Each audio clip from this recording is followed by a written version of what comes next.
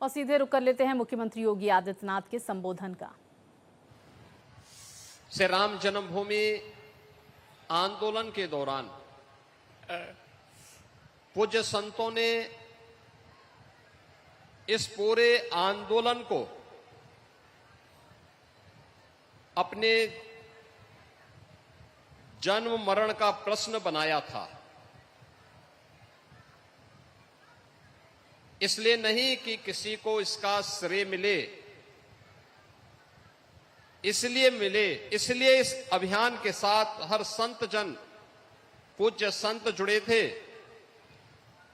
क्योंकि भारतीय परंपरा में, भारत की विरासत में मर्यादा पुरुषोत्तम प्रभु श्री राम हम सबके एक ऐसे आदर्श हैं जिन्हें अगर हम मान करके चलें कि जीवन की हर समस्या का समाधान अगर किसी एक नाम में है तो वह प्रभु श्री राम के नाम में है। और कोई ऐसा भारतवासी नहीं होगा राजनीति से कोई प्रेरित हो, पूर्वाग्रह से कोई ग्रसित हो, ऐसे कुछ चुनिंदे नामों को छोड़ दें तो कोई भी ऐसा भारतीय नहीं जिसके अंदर भारत का डीएनए है, वह किसी न किसी रूप में प्रभु श्री राम के आदर्श को अपने जीवन का हिस्सा न बनाया हो। कोई ऐसा भारतीय आपको नहीं मिलेगा। और एक नाम जो उत्तर से लेकर दक्षिण तक, पूरब से पश्चिम तक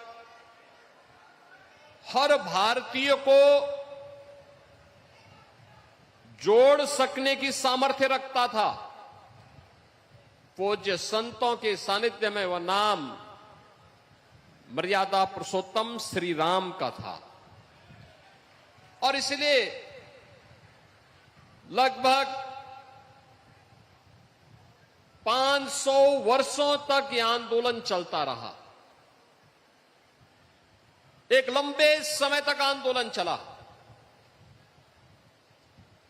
याद करिए 491।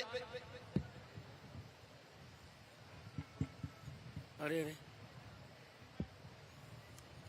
अरे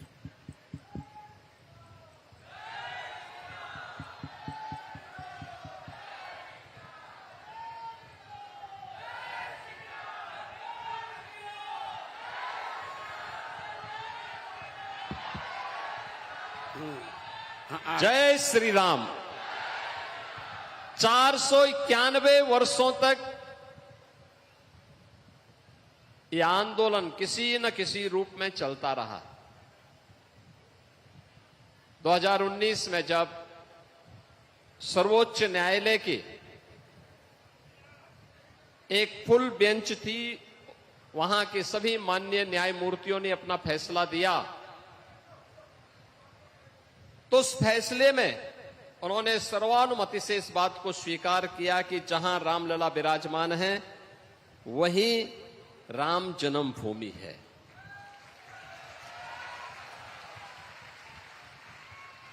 इसके साक्ष्य दिए गए थे, इसके प्रमाण थे और इससे जुड़े हुए विद्वत जनों के वक्तव्य भी थे। और उसमें आपने सर्वोच्च न्यायालय के एक विद्वान न्यायमूर्ति के उस वक्तव्य को भी सुना होगा, जिसमें उन्होंने कहा था, पूज्य जगतगुरु रामानंदाचार्य, पूज्य स्वामी रामभद्राचार्य जी के बारे में उन्होंने कहा था कि जब मैंने उनके वक्तव्य को सुना तो मैं दंग रह गया था और हमें इस बात के लिए मजबूर होना पड़ा कि वास्तव में ये अन्याय कितने वर्षों से, सैकड़ों वर्षों से सनातन धर्मावलंबियों के साथ हो रहा था। बहनों और भाइयों, यह एक दृष्टि है देश के लिए, दुनिया के लिए इन पूज्य संतों की जो साधना है वह स्वयं के कल्याण के लिए नहीं है, ये राष्ट्र कल्याण के लिए है, लोक मंगल के लिए है।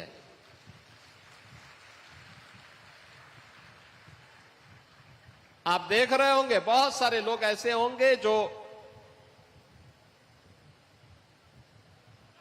वे जगत गुरु हैं, उनके द्वारा स्थापित पहला उत्तर प्रदेश का ही नहीं भारत का पहला दिव्यांग विश्वविद्यालय चित्रकूट में, उस विश्वविद्यालय के वे आज अभी भी कुलाधिपति हैं। वे भी इस उम्र में आराम कर सकते थे, लेकिन नहीं, राष्ट्र मंगल की कामना के साथ प्रभु की कथा को जन जन तक पहुंचाने के लिए निरंतर प्रयासरत रहते हैं, निरंतर प्रयास करते हैं। जहां कहीं भी देश में, दुनिया में, जहां कहीं भी कोई भक्तजन उन्हें आमंत्रित करता, वे बड़े सम्मान, उसका सम्मान रखने के लिए, उसके गौरव को बनाए रखने के लिए, प्रभु की इस कथा को जन जन तक पहुंचाने के लिए कार्य करते हैं। पीछे एक ही उद्देश्य होता है कि मर्यादा पुरुषोत्तम प्रभु श्री राम के उन विराट आदर्शों से थोड़ा भी अंश भक्तजन अपने जीवन में अंगीकार कर लें, न केवल उनका कल्याण होगा बल्कि समाज और पूरे देश का बहुत बड़ा कल्याण हो सकता है, बहुत बड़ा कल्याण हो सकता है।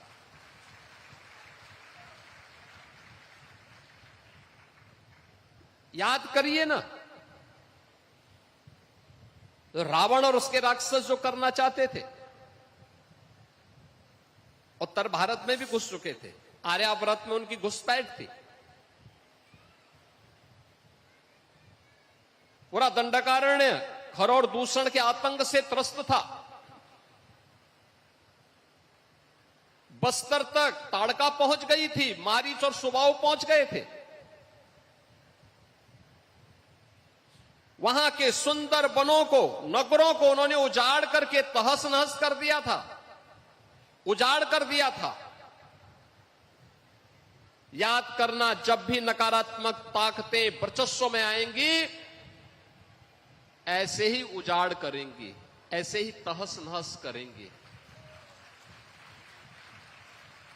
जो रावण के समय में करते थे। शिक्षण संस्थानों को, शोध के केंद्रों को वैसे ही बंजर करेंगे जैसे खरौर दूषण और ताड़का के द्वारा उस कालखंड में किया जाता था।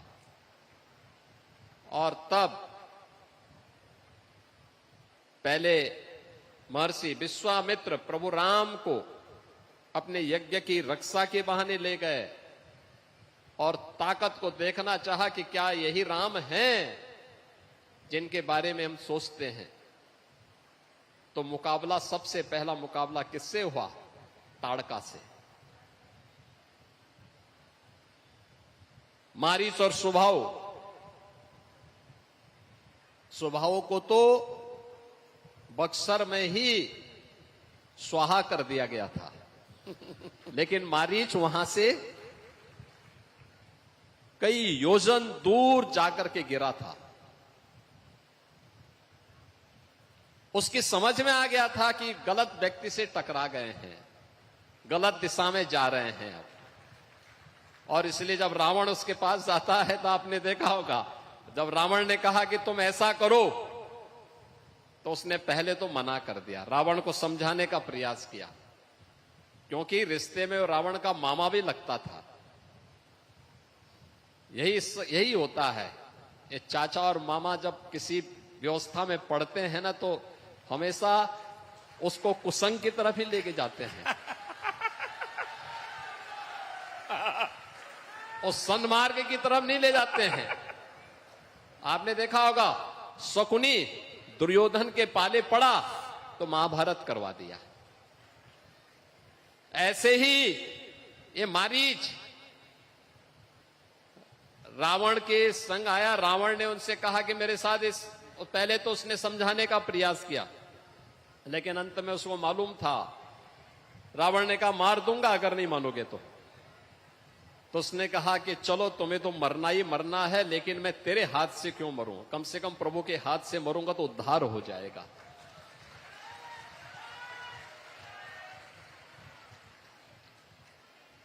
मारीच की क्या स्थिति हुई, खर और दूषण की क्या स्थिति हुई। और याद करना, माता जानकी का अपहरण रावण ने किया। मर्यादा पुरुषोत्तम भगवान श्री राम ने इसके लिए अपने स्तर पर पूरा यत्न किया। उत्तर और भारत को, उत्तर और दक्षिण भारत को जोड़ा। नारी गरिमा की रक्षा कैसे करनी है, इसका उदाहरण है। याद करना, लव जिहाद की घटनाओं को रोकने के लिए एक आदर्श उदाहरण आप सबके सामने हो सकता है। हमें आश्चर्य होता है, उच्च न्यायालय केरला ने 2009 और 2011 में इस पे चिंता व्यक्त की। रिलीजियस डेमोक्रेसी को चेंज करने की एक साजिश का हिस्सा है, लेकिन तब भी हम उस पर ध्यान नहीं दिए। हमने 2020 में उत्तर प्रदेश के अंदर इसके लिए सख्त कानून बनाया, तब भी इसके लिए व्यापक जन जागरूकता किए जाने की आवश्यकता है। हमें सचेत रहना होगा।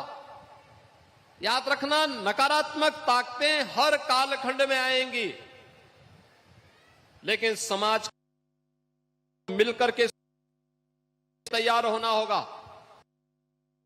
और यही स्थिति हम सबको उस लैंड जिहाद से जुड़े हुए लोगों पड़ेगा। जो भगवान राम ने आखिर खर दूषण क्या कर रहे थे, मारीच और सुबाहु क्या कर रहे थे, वे भी सब यहां लैंड जिहाद के ही अभियान के साथ जुड़े हुए थे।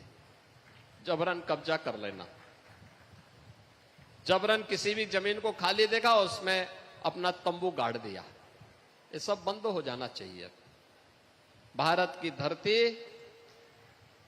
उन आक्रांताओं के लिए जिनकी भारत के प्रति आस्था नहीं है, जो भारत के प्रति निष्ठा नहीं रखते, भारत के संस्कारों का सम्मान नहीं कर सकते, बहुत अच्छा, बहुत उन लोगों के लिए भारत की धरती धर्मशाला नहीं हो सकती है, बहुत ही। एकदम नहीं हो सकती है। और हम सबको उस संकल्प के साथ हम आगे बढ़ेंगे। कोई कारण नहीं कि आज भी इस संत शक्ति, जो भारत की सज्जन शक्ति को एकजुट होकर के देश को आगे बढ़ाना चाहती है, आगे ले जाना चाहती है, ये प्रभु श्री राम की कृपा है। उनका जो आदर्श है, उसी आदर्श को ध्यान में रख करके सभी कार्यक्रम निरंतर आगे बढ़ रहे हैं। तोड़ने वाली ताकतें आएंगी, वे विभाजित करने का कार्य करेंगी। कोई जाति के नाम पे बांटेगा, कोई क्षेत्र के नाम पे बांटेगा, कोई भाषा के नाम पर बांटने का प्रयास करेगा, लेकिन हम सबको कथा के उस मर्म को समझना पड़ेगा जो यहां पे व्यासपीठ से पूज्य जगत गुरु के द्वारा आप सबको यहां पर उसके मर्म को समझाने का प्रयास किया गया है। हम सब उस मर्म को अपने जीवन का हिस्सा बनाएं। कथा केवल सुनने की नहीं, उसको अंगीकार करने की भी एक महत्वपूर्ण कड़ी का हिस्सा होता है। हमारे यहां क्या कहते हैं, हम जिसको अपना आदर्श मानते हैं उसके अनुरूप बने। हम शिव की पूजा करते हैं, हम राम की पूजा करते हैं, तो उनके उन आदर्शों को अपने जीवन में उसका हिस्सा बनाएं।